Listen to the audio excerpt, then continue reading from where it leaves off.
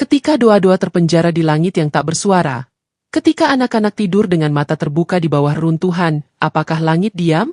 Ataukah ia sedang menunggu waktunya untuk bicara? Inilah kisah yang digambarkan dengan tinta keimanan dan air mata perjuangan. Sebuah cerita tentang tanah yang diinjak ketidakadilan dan langit yang akhirnya menangis. Saat azab Allah turun, tak ada yang bisa menahannya. Selamat datang di kisah yang akan menggugah hati Anda, mengguncang jiwa Anda, dan, insya Allah, menghidupkan kembali iman Anda. Assalamualaikum warahmatullahi wabarakatuh. Sahabat yang dirahmati Allah, kisah ini bukan sekadar cerita.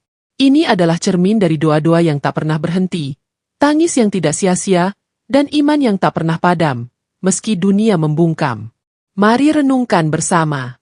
Apa arti keadilan jika tak dibela oleh nurani? Apa makna sabar jika tidak menggugah langit dan apa gunanya hidup jika kita diam atas kezaliman? Semoga kisah ini bukan hanya menggetarkan hati, tapi juga menggerakkan langkah dan menajamkan doa-doa kita. Apakah kamu siap menyelami cerita yang ditulis oleh air mata dan diangkat oleh kuasa langit? Langit di atas Gaza bukan lagi biru. Ia kelabu, dipenuhi asap dan debu dari bangunan-bangunan yang runtuh. Udara bau mesiu dan darah. Tangisan anak-anak bercampur dengan suara sirene ambulans, sementara bumi Palestina kembali menjadi saksi atas kezaliman yang tak kunjung henti.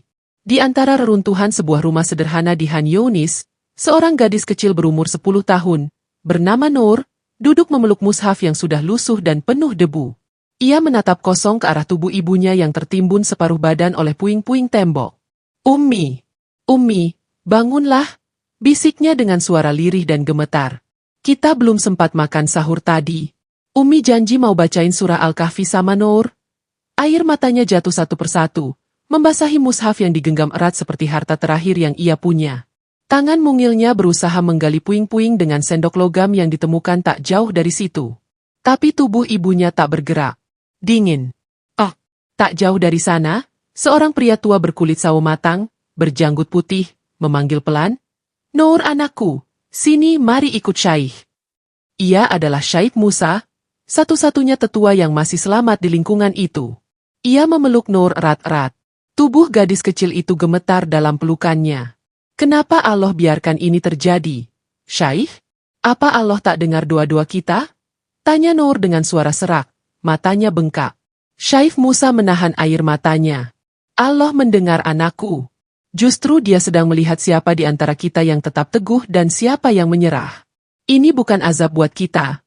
Ini ujian agar kita menang di akhir.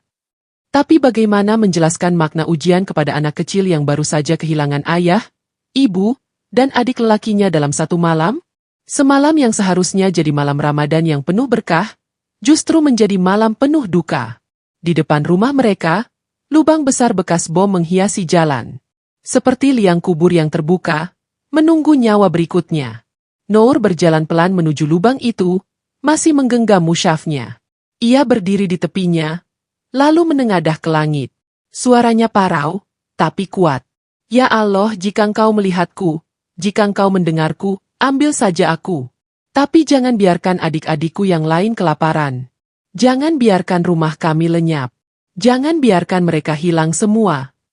Langit tak menjawab, tapi angin sore menyapu pipinya lembut. Entah menghibur, entah hanya lewat seperti biasa. Tiba-tiba suara ledakan lain mengguncang dari kejauhan. Rumah 2 blok dari situ hancur seketika. Teriakan kembali membelah udara. Syaikh Musa memeluk Nur dan membawanya ke masjid yang kini tinggal separuh bangunan. Di dalamnya, beberapa anak-anak lain berkumpul, bersama 2 wanita tua dan seorang ustadz muda bernama Ustadz Mahdi. Mereka membaca zikir dengan suara lirih. Tapi mantap. Nur, kau bisa tinggal di sini malam ini, kata Ustadz Mahdi. Ini tempat terakhir kita berlindung. Nur memandang ke arah mihrab masjid yang telah retak dan terbakar sebagian. Tapi ia masih berdiri. Masjidnya luka, tapi belum jatuh, ya Ustadz. Seperti hati kita. Nur, terluka, tapi belum mati. Malam itu, mereka tidur beralaskan sajadah. Di tengah dingin dan suara drone yang berputar-putar di atas kepala, anak-anak itu memeluk satu sama lain. Nur duduk di sudut masjid, membaca surah Ar-Rahman dari mushaf robeknya. Suaranya lirih namun jelas. Fabi ayi alai robikuma atuka ziban. Maka nikmat Tuhanmu yang manakah yang kamu dustakan? Air matanya jatuh lagi. Tapi kini bukan karena duka, melainkan karena rindu. Rindu akan pelukan ibunya. Rindu akan canda tawa adiknya. Rindu akan sahur bersama. Dan kini, semua itu hanya kenangan yang terkubur bersama puing-puing bangunan. Sebelum tertidur, Noor menulis di lembar belakang musyafnya. Ya Allah, aku tidak kuat, tapi aku tetap percaya. Jika hari ini penuh darah dan tangis, jadikan besok penuh cahaya. Amin. Pagi harinya, cahaya matahari menembus celah jendela masjid yang pecah. Suara azan subuh diperdengarkan dari toa kecil yang entah bagaimana masih menyala. Anak-anak bangun, dan satu persatu berwudu dengan air hujan yang ditampung di ember.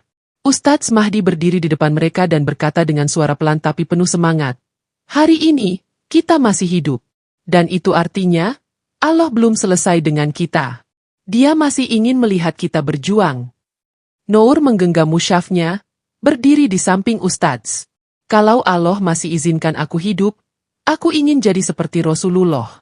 Tak pernah menyerah. Ustadz Mahdi menatapnya dengan mata berkaca. Kau akan jadi cahaya, Noor. Cahaya dari reruntuhan. Namun belum sempat mereka menyelesaikan sholat, suara gemuruh lain kembali terdengar. Masjid kembali terguncang. Anak-anak berteriak. Atap yang sudah rapuh runtuh sebagian. Tapi di tengah kekacauan itu, Noor tetap berdiri. Ia memeluk musyafnya dan berteriak dengan sekuat tenaga ke langit. Ya Arabi, sampaikan suaraku. Tunjukkan kuasamu kepada mereka yang telah membunuh ibuku. Dan langit masih diam. Tapi bumi seolah bergetar lebih keras. Sebuah gempa kecil terasa menjalar. Tak hanya di Gaza, tapi sampai ke Yerusalem. Malam itu, seorang jenderal Israel yang tengah duduk di markas militer mendadak tersentak dari tidurnya. Mimpi buruk menghantamnya.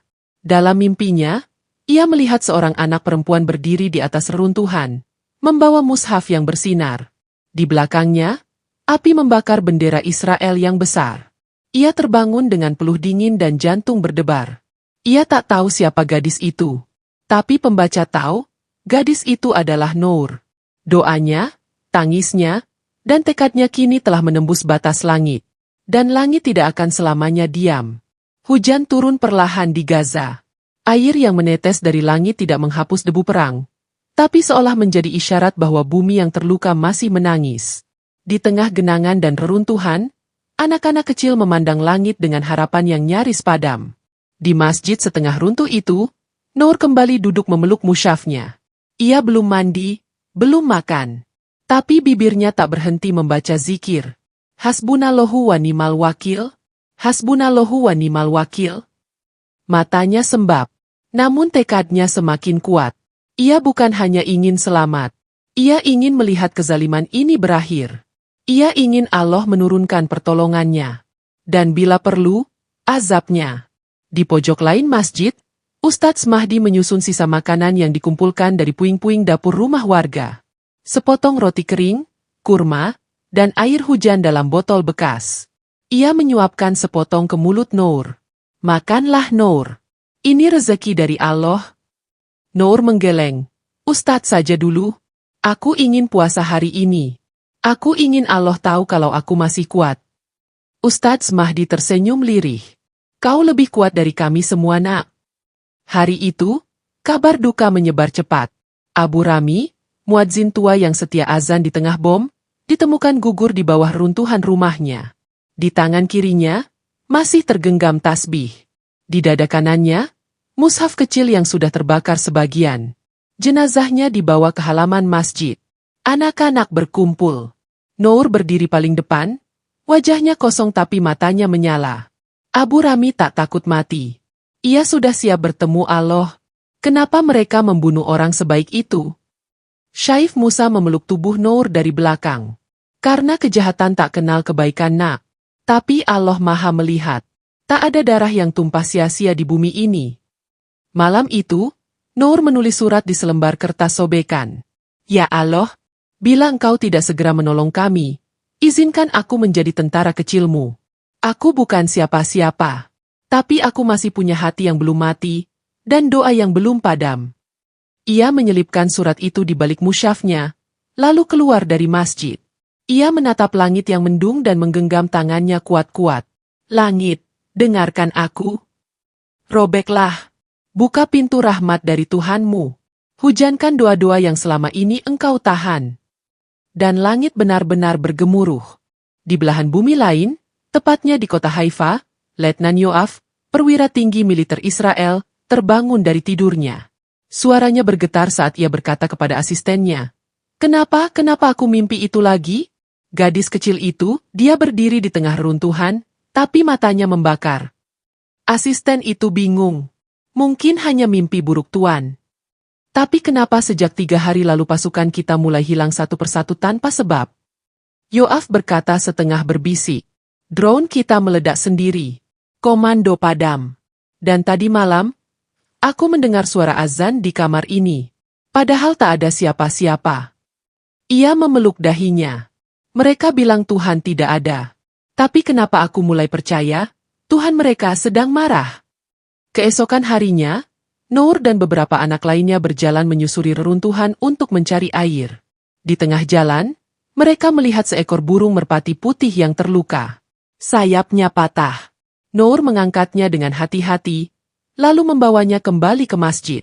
Lihat, kata Noor kepada anak-anak lain, bahkan burung ini tak lari dari kita. Ia tahu kita tak akan menyakitinya. Anak-anak lain menatap burung itu penuh iba. Lalu Noor meletakkannya di atas sajadah dan berkata, kita rawat dia. Sama seperti Allah sedang merawat kita, meski dunia menyangka kita sudah hancur. Saat malam kembali turun, anak-anak di masjid melakukan hal yang tak pernah mereka lakukan sebelumnya. Mereka sholat tahajud bersama. Satu persatu berdiri dan mengangkat tangan mereka ke langit. Tangisan kecil memecah keheningan. Mereka memanggil nama Allah dengan suara serak dan penuh harap. Ya Allah, turunkan pertolonganmu. Buka langitmu. Ya Rob, kami tidak kuat lagi. Izinkan kami melihat keadilanmu sebelum kami mati. Dan di antara mereka, suara Noor terdengar paling kencang. Jika engkau tak turunkan azabmu, ya Allah, aku tak tahu apa yang akan tersisa dari kami. Tapi jika engkau kehendaki, 1-2 kami saja cukup untuk menjungkirkan dunia mereka. Di Yerusalem, hujan tiba-tiba turun deras. Tapi bukan hujan biasa. Petir menyambar satu menara militer Israel dan menyebabkan korsleting besar-besaran. Komunikasi militer terganggu. Rudal-rudal meledak sendiri sebelum ditembakkan. Para perwira panik. Yoav berdiri di depan layar monitor yang mati. Apa yang sedang terjadi? Kenapa semua sistem kita seperti dirusak oleh tangan yang tak terlihat? Di benaknya, bayangan wajah anak kecil itu kembali hadir. Gadis yang berdiri membawa mushaf dan menatapnya dengan mata penuh amarah ilahiyah. Apakah ini balasan dari Tuhan yang kami bantah? Bisiknya lirih. Kembali ke Gaza, Noor berdiri di halaman masjid. Hujan mulai turun pelan. Tapi anehnya, kali ini tak ada ledakan. Tak ada suara pesawat. Tak ada gemuruh drone. Ia memandang langit dan berbisik. Kau mendengar kami, ya Rob? Seolah menjawab, angin lembut menyapu wajahnya. Burung yang tadi terluka kini mengepakkan sayapnya dan terbang ke langit, membelah gelap malam. Dan Noor tahu, walau belum tiba sepenuhnya, doa dari langit yang robek telah mulai turun. Langit pagi di Gaza tampak berbeda hari itu. Tidak ada suara drone. Tidak ada dentuman bom. Hanya gemuruh pelan dari awan yang bergelayut kelabu. Tapi di balik keheningan itu, jantung setiap orang berdetak cepat. Seolah alam pun menahan napasnya, menanti sesuatu yang besar akan terjadi. Noor terbangun lebih awal dari biasanya. Ia menggenggam musyafnya erat, lalu menatap wajah-wajah kecil yang tidur berselimut debu di lantai masjid. Anak-anak itu bermimpi dalam luka, tertawa dalam tangis. Ia menyelimuti seorang anak lelaki yang menggigil karena malam terlalu dingin. Kemudian ia berlutut, berdoa dalam diam. Ya Allah, jika kau ingin ambil nyawaku hari ini, ambillah dalam keadaan aku masih mencintaimu. Tapi jika kau izinkan aku hidup, jadikan aku bagian dari kemenanganmu. Ustadz Mahdi datang dari balik pintu. Wajahnya pucat tapi matanya bersinar. Noor, kau harus lihat ini. Mereka berjalan ke halaman masjid, lalu mendongak. Di kejauhan, tampak bendera besar militer penjajah yang dulu tegak di atas pos pantau mereka, jatuh. Tiangnya patah. Bangunannya terbakar. Dan yang lebih menggetarkan, tak ada satupun tentara yang menjaga seperti biasa. Noor menahan napas. Apa mereka mundur? Belum, jawab Ustadz Mahdi. Tapi Allah sedang menunjukkan tanda-tandanya. Hari itu, warga Gaza keluar perlahan dari rumah mereka. Mereka masih takut, tapi rasa penasaran dan harapan menuntun langkah. Di antara reruntuhan, seorang lelaki tua mengangkat tangannya dan berteriak, Allahu Akbar. Mereka lari. Allah bersama kita. Teriakan itu menggema. Lalu disusul pekikan takbir dari anak-anak, perempuan, hingga pemuda yang dulu sempat putus asa. Air mata membasahi wajah mereka. Bukan karena sedih, tapi karena harapan yang mulai mengintip dari balik reruntuhan. Namun di tengah euforia itu, suara tangis kecil terdengar dari sudut jalan. Noor berlari ke sana, menemukan seorang anak perempuan memeluk jasad ibunya yang sudah dingin. Bangun, Umi, mereka sudah pergi, aku mau pulang. Noor berlutut, memeluk anak itu. Ia tak kuasa menahan tangis. Kau tak sendiri, adik. Allah akan memelukmu hari ini melalui kami. Di tempat lain, sebuah pusat militer Israel di tepi barat tiba-tiba mengalami kerusakan sistem total. Drone-drone canggih jatuh tanpa sebab. Senjata otomatis menyasar ke arah sendiri. Beberapa tank bahkan meledak dari dalam tanpa sentuhan musuh. Jenderal Shalom berdiri gemetar di ruang komando. Ini bukan sabotase, ini bukan serangan fisik. Ini seolah langit memerangi kita.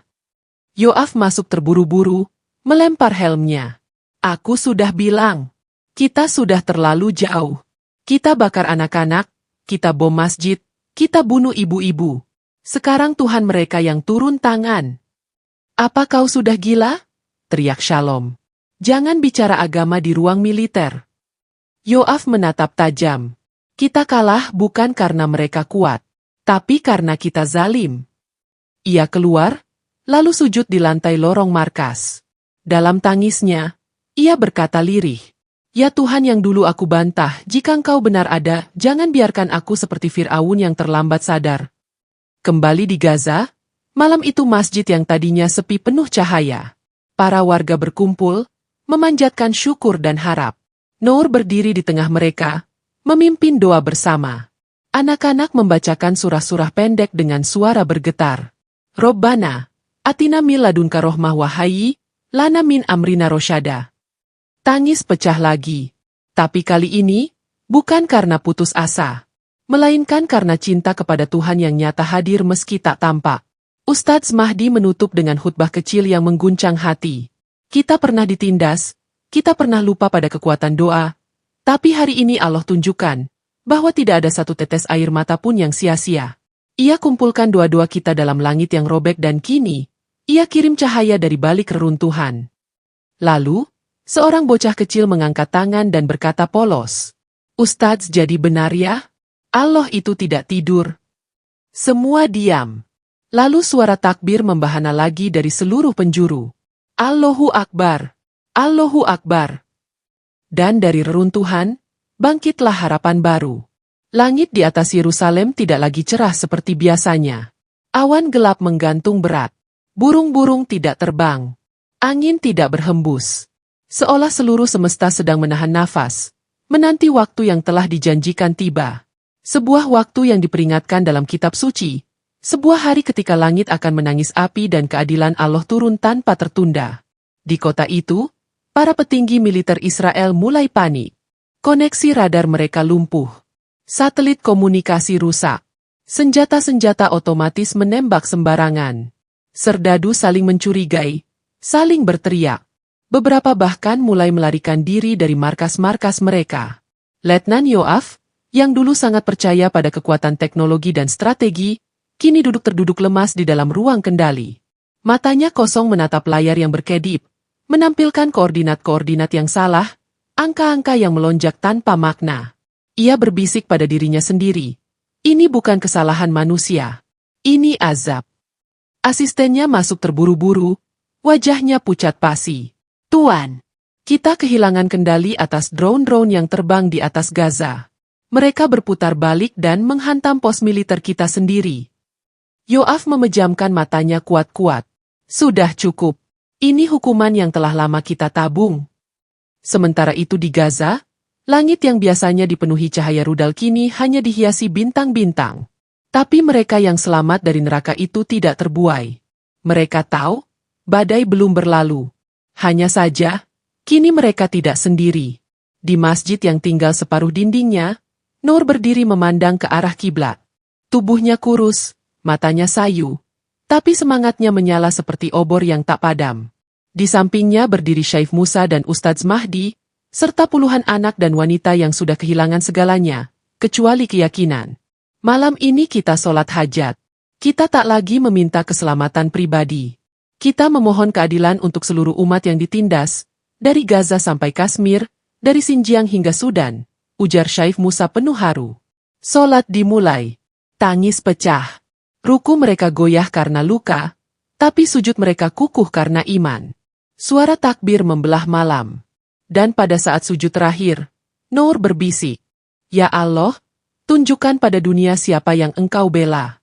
Jangan tangguhkan lagi. Biarkan apimu turun kepada mereka yang telah menghancurkan rumahmu." Tepat tengah malam, langit di atas Haifa dan Tel Aviv berubah merah. Kilatan api turun, tidak dari rudal atau senjata manusia, tapi dari ledakan-ledakan misterius yang menyasar gudang senjata, pangkalan udara, dan markas elit militer Israel. Suaranya mengguncang tanah. Api menjilat gedung-gedung tinggi. Peringatan gempa terdengar, namun ini bukan gempa biasa. Ini gemetar dari bumi yang bosan diinjak oleh kaki penindas. Ribuan orang berlarian di jalan, panik, menjerit, mencari perlindungan. Tapi tak ada tempat yang cukup kokoh menahan murka langit. Jurnalis lokal melaporkan, "Kami tak tahu dari mana datangnya. Semua sistem pertahanan lumpuh. Seolah langit sendiri memilih siapa yang akan dihukum." Seorang tentara Israel berlutut di tengah jalan. Tubuhnya gemetar, wajahnya pucat. Ia melihat seorang anak kecil Palestina dalam mimpinya, memegang Al-Quran, dan berkata padanya, "Engkau bunuh kami, tapi Allah belum mati. Kini giliranmu merasakan malam tanpa bintang." Di Gaza, suara ledakan dari kejauhan terdengar pelan. Tapi kali ini bukan di atas kepala mereka, melainkan di negeri penjajah yang selama ini merasa tak tersentuh. Warga Gaza keluar dari masjid dan rumah yang tersisa. Mereka menatap langit, tak ada yang bicara. Nur menatap api di kejauhan, lalu berkata lirih, "Apakah ini yang kita tunggu, Ustadz? Hari ketika langit menjawab semua doa kita." Ustadz Mahdi tak menjawab. Ia hanya mengangkat tangannya tinggi-tinggi ke langit, lalu berseru, "Subhanaka ya Rob, Engkau maha mendengar, Engkau maha menepati janji." Dan semua orang mengikutinya. Takbir menggema. Tangis membanjir lagi. Tapi kini, bukan karena luka, melainkan karena Allah menjawab doa-doa mereka, dengan cara yang tak disangka, tapi sangat nyata. Di dalam bunker bawah tanah Tel Aviv, Jenderal Shalom yang selama ini menyombongkan kekuatan militernya kini terkepung api. Ia kehilangan kendali. Ia memukul dinding besi sambil berteriak, "Kami punya hak atas tanah ini. Kami bangsa pilihan. Kami." Lalu terdengar suara retakan dari langit-langit bunker. Dan dalam detik terakhirnya, ia teringat ayat dalam Taurat yang dulu ia abaikan. Siapa yang menumpahkan darah orang tak berdosa, maka darahnya akan dituntut dari langit. Kembali di Gaza, Nur duduk di tangga masjid sambil menatap bulan. Di sampingnya duduk anak-anak yang tertidur lelah setelah menangis haru. Ia memeluk musyafnya, dan tersenyum kecil. "Aku tidak ingin mereka mati, ya Allah. Aku hanya ingin mereka tahu bahwa Engkau ada. Dan Engkau tidak buta." Angin malam mengusap rambutnya. Seolah langit membalas, "Doamu sudah sampai. Dan ini baru permulaan." Cahaya fajar menyusup ke runtuhan Gaza, menembus celah-celah bangunan yang roboh dan tenda-tenda pengungsian. Tapi pagi ini berbeda. Bukan karena langit yang jernih, melainkan karena sesuatu yang selama ini dianggap tak mungkin, telah terjadi. Tembok besar pemisah yang selama puluhan tahun membelah tanah Palestina, telah roboh. Berita itu menyebar dari mulut ke mulut. Para pemuda Gaza berlari dari satu gang ke gang lain, berteriak kegirangan. Tembok itu jatuh. Tembok itu benar-benar roboh. Allahu Akbar. Di masjid yang menjadi tempat perlindungan terakhir, Nur dan Ustadz Mahdi baru saja menyelesaikan sholat subuh ketika suara itu datang. Mereka saling pandang, lalu segera keluar, menyusuri jalan yang penuh puing dan debu, sampai mereka tiba di bukit kecil tempat bisa melihat perbatasan utara Gaza. Tampak dari kejauhan, tembok beton raksasa yang selama ini memisahkan mereka dari dunia luar, pecah berkeping-keping, seolah dihantam kekuatan dari dalam bumi. Tak satu pun penjaga yang terlihat. Tak ada drone. Tak ada suara sirine. Hanya keheningan yang menakutkan sekaligus membebaskan. Nur menutup mulutnya dengan tangan, menangis. Ya Allah, ini bukan mimpi kan? Ustadz Mahdi menggeleng. Air matanya berlinang. Bukan. Ini kenyataan. Dan ini adalah jawaban dari jutaan doa yang selama ini kita panjatkan. Di dalam pemerintahan Zionis, kekacauan telah mencapai puncaknya. Banyak jenderal yang mengundurkan diri. Sistem pertahanan lumpuh. Rakyat sipil memberontak. Mereka sudah muak dengan dusta yang selama ini membungkus kejahatan atas nama hak tanah warisan. Rapat darurat digelar di Knesset. Perdana Menteri duduk lemas, tangan gemetar memegang laporan intelijen yang tak bisa dipercaya. Tuan, semua tembok pertahanan kita di utara dan selatan ambruk.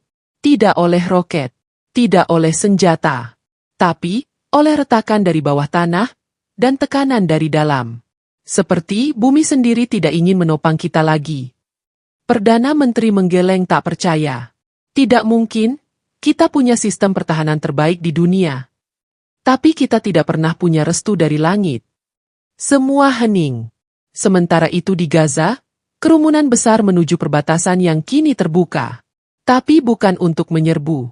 Mereka berdiri dalam barisan, membawa bendera putih dan Al-Quran di tangan, menandakan bahwa mereka bukan ingin balas dendam, tapi ingin menuntut keadilan dengan damai. Di tengah barisan itu, berdiri Nur dengan jilbab putih dan mata yang berkaca-kaca. Ia menatap bekas pos militer Israel yang kini kosong, hanya menyisakan puing-puing dan bau hangus. Tapi ia tidak tersenyum puas. Ia justru menangis. Lihat, Ustadz, kita tidak perlu satu peluru pun. Allah yang berperang untuk kita. Ustadz Mahdi mengangguk. Tapi perjuangan belum selesai.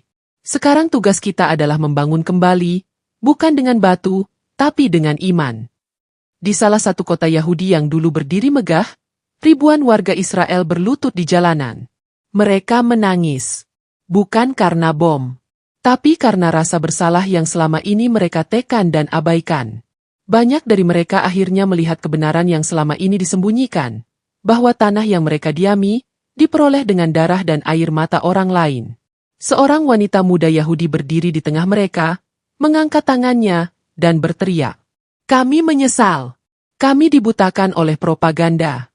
Kami ingin damai. Lalu ia meletakkan kitab Taurat di samping mushaf Al-Quran yang ditemukan di reruntuhan sebuah masjid. Ia menangis keras. Tuhan kami dan Tuhan kalian sama. Kenapa kami dibutakan oleh kebencian selama ini? Di sebuah tempat suci yang dulu dikuasai militer, suara adzan kembali berkumandang setelah bertahun-tahun. Tangisan memenuhi udara. Para tahanan yang dulu dikurung tanpa alasan dibebaskan. Mereka berjalan tertatih, tapi tersenyum. Karena mereka tahu, mereka dibebaskan bukan oleh manusia, tapi oleh Tuhan. Seorang pemuda Palestina memeluk adiknya yang dulu hilang di penjara rahasia. Mereka bersimpuh bersama, lalu berdoa. Ya Allah, jika ini kemenangan darimu, jangan jadikan kami sombong, tapi jadikan kami hamba yang tahu diri. Pagi itu di Gaza dan seluruh Palestina, tidak ada parade militer. Tidak ada perayaan besar. Hanya lantunan ayat suci dari masjid-masjid, dan air mata syukur yang jatuh tanpa henti. Anak-anak menari di jalanan. Ibu-ibu memasak dengan apa yang tersisa. Para lelaki membersihkan puing-puing untuk mendirikan tempat sholat baru. Dan di atas semua itu, terdengar gema takbir yang tidak bisa dihentikan oleh siapapun. Karena ini bukan kemenangan biasa. Ini adalah kemenangan dari langit. Beberapa minggu telah berlalu sejak runtuhnya tembok penjajahan. Tapi bagi rakyat Palestina, Kemenangan yang sesungguhnya bukanlah tentang tanah yang kembali atau gedung yang roboh. Kemenangan mereka tertulis di langit, di atas setiap sabar, di balik setiap sujud, dan dalam setiap air mata yang tak pernah berhenti mengalir. Di Gaza, bekas reruntuhan masjid kini dibersihkan oleh tangan-tangan yang dulu memegang batu dan kayu. Tapi kali ini bukan untuk bertahan, melainkan untuk membangun. Anak-anak menggambar bendera Palestina di tembok-tembok baru. Di tengah pasar, seorang kakek tua berdiri sambil membagikan kurma dan air mineral kepada para pemuda. Dulu kita lapar karena dijajah. Sekarang kita kenyang karena bersyukur, katanya dengan senyum. Noor duduk di dekat taman kecil yang mulai ditanami kembali. Ia sedang menulis surat untuk ibunya yang meninggal bertahun-tahun lalu karena serangan udara. Bu, akhirnya kita menang. Tapi bukan karena senjata. Bukan karena negara lain menolong. Tapi karena Allah menjawab doa-doa kecil yang ibu ajarkan sejak aku kecil. Sujud kita, air mata kita, rasa lapar kita, semuanya Allah hitung. Sekarang kita hidup bukan hanya bebas, tapi juga lebih kuat. Dan aku akan menjaga tanah ini seperti ibu menjaga imanku dulu. Di Masjidil Aqsa, orang-orang kembali berduyun-duyun dari berbagai penjuru dunia. Tidak lagi takut, tidak lagi diserang. Tak ada lagi checkpoint, tak ada lagi tentara yang melarang sujud. Tangis pecah di setiap syaf solat. Jamaah dari Indonesia, Yaman, Turki, Mesir, Sudan, bahkan Eropa dan Amerika, semua bersatu dalam satu barisan. Allahu Akbar. Suara imam bergetar, dan gemuruh takbir mengisi seluruh kompleks Al-Aqsa, menggetarkan langit Palestina. Ustadz Mahdi berdiri di antara para jemaah, memandang langit sambil berkata lirih. Dulu kami hanya punya satu kekuatan, doa. Dan sekarang, kami punya segalanya karena doa itu tidak pernah berhenti. Di sebuah desa kecil di pinggiran Ramallah, keluarga Yahudi yang dulu menindas kini hidup berdampingan dengan keluarga Palestina. Mereka sudah menanggalkan identitas arogansi dan menerima bahwa tanah ini milik semua yang berbuat adil. Seorang pemuda Yahudi yang dulu menjadi tentara kini menjadi mualaf. Namanya kini Yusuf. Ia mencuci kaki Ibunda Noor di teras rumah sederhana sambil menangis. Saya dulu membunuh saudaramu, tapi kau malah menyambutku seperti saudara. Apa tidak sakit hati? Ibunda Noor menjawab tenang. Hatiku dulu hancur. Tapi Allah membangunnya kembali dengan maaf. Karena itu ajaran Islam, ampuni, bukan karena mereka pantas, tapi karena kita ingin Allah mengampuni kita juga. Di ruang PBB, dunia mulai membuka mata. Negara-negara yang selama ini diam, kini mengakui kemerdekaan Palestina sepenuhnya. Resolusi-resolusi baru disahkan, bukan karena tekanan politik, tetapi karena hati nurani manusia akhirnya menangis bersama Gaza. Dan untuk pertama kalinya dalam sejarah dunia modern, seorang anak Gaza, bernama Muhammad bin Mahdi, berdiri di podium PBB membacakan syair dalam bahasa Arab yang membuat semua hadirin terdiam. Kami tak punya senjata, tapi kami punya iman. Kami tak punya tentara, tapi kami punya kesabaran. Dan sekarang kami punya dunia, karena kami tak pernah berhenti berharap kepada Tuhan. Di malam hari, di atas tanah yang dulu penuh darah dan puing, langit kini bersih. Bintang-bintang bersinar lebih terang. Anak-anak tidur tanpa suara rudal. Ibu-ibu menyelimuti anak-anak mereka bukan dengan rasa takut, tapi dengan cerita-cerita indah tentang harapan dan kemuliaan. Noor menatap langit, duduk di samping makam ibunya. Ia berkata lembut, Bu, hari ini aku melihat dunia berubah. Tapi yang paling membuatku bahagia adalah aku tahu Allah tak pernah meninggalkan kita. Bahkan ketika semua orang pergi, Allah tinggal. Angin malam menghembuskan harumnya bunga zaitun yang mulai tumbuh kembali. Dan dari langit, seakan terdengar suara yang hanya bisa didengar oleh hati-hati yang ikhlas. Tidakkah mereka tahu bahwa sesungguhnya pertolongan Allah itu dekat? Kisah ini adalah tentang kekuatan sabar, doa, dan iman. Bahwa dalam gelap paling pekat, akan lahir fajar dari langit. Bahwa tak ada penjajahan yang kekal. Karena Allah lah yang memegang kuasa atas segala negeri. Dan siapa yang dizalimi dan bersabar, maka Allah sendiri yang akan menjadi penolongnya. Quran Surah An-Nahl 126.